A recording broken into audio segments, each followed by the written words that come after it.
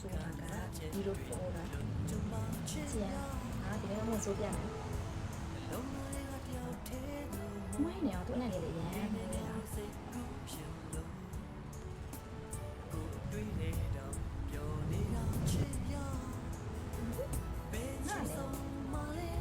ကောင်းမလေးတွေရမ်းကြိုက်တဲ့အရာညနာကလေးဗလားပဲလိမ့်လိမ့်နာဗလားပဲဖြူလို့ပစီလက်ခန်းကြီးလေးလက်ခန်းကြီးဆိုပြီးလို့ရှိရင်တော့ညနာလေးကတင်းနေပေါ့နော်ခန်းကြီးနော်ဒီအခန်းကြီးနဲ့အရန်တောင်းကောင်းလာပြီးလို့ရှိရင်လုံးဝနော်သူကလေပြက်သွားတော့အကုန်လုံးပြက်သွားတယ်မရှိတနေ့ကလုံးခံပြီးတော့ဗာဆဆားလည်းမပြက်ဘူးပြီးတော့သူကလေ